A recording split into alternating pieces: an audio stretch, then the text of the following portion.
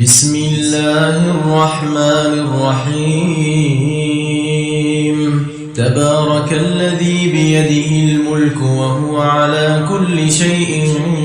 قدير الذي خلق الموت والحياة ليبلوكم أيكم أحسن عملا وهو العزيز الغفور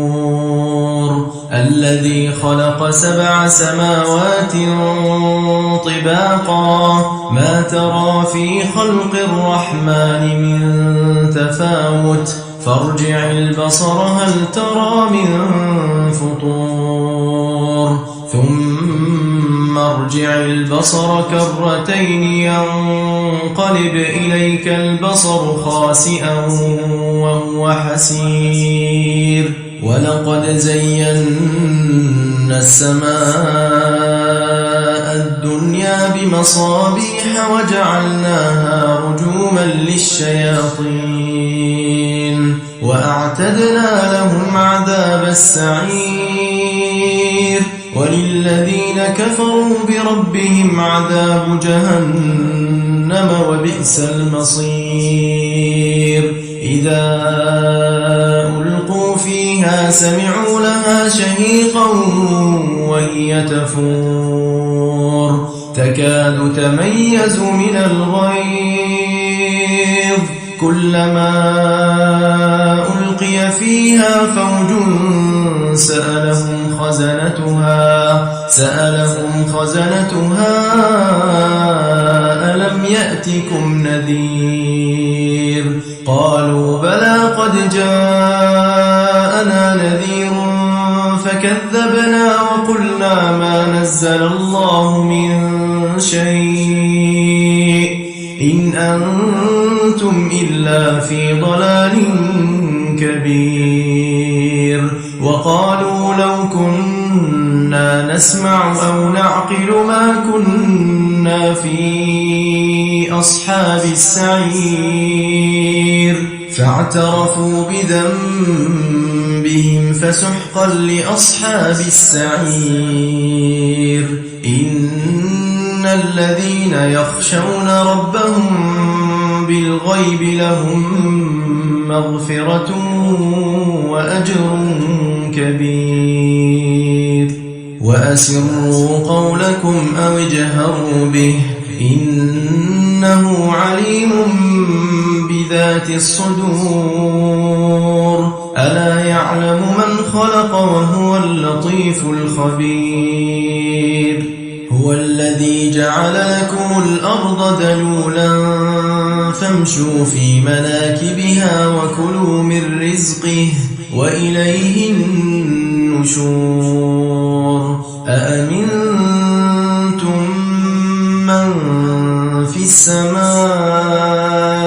أن يخسف بكم الأرض فإذا هي تمور أم أمنتم من في السماء أن يرسل عليكم حاصبا فستعلمون كيف نذير ولقد كذب الذين من قبلهم فكيف كان نكير أولم يروا إلى الطير فوقهم صافات ويقبضن ما يمسكهن إلا الرحمن إنه بكل شيء بصير أمن هذا الذي هو جند لكم ينصركم من دون الرحمن إن الكافرون إلا في غرور أمن هذا الذي يرزقكم إن أمسك رزقه بل لجوا في عتو ونفور أفمن يمشي مكبا على وجهه أهدى أمن يمشي سويا على صراط مستقيم قل هو الذي أنشأ أنشأكم وجعل لكم السمع والأبصار والأفئدة قليلا ما تشكرون قل هو الذي ذرأكم في الأرض وإليه تحشرون ويقولون متى هذا الوعد إن كنتم صادقين قل إنما العلم عند الله وإنما أنا نذير مبين فلما رأوه زلفة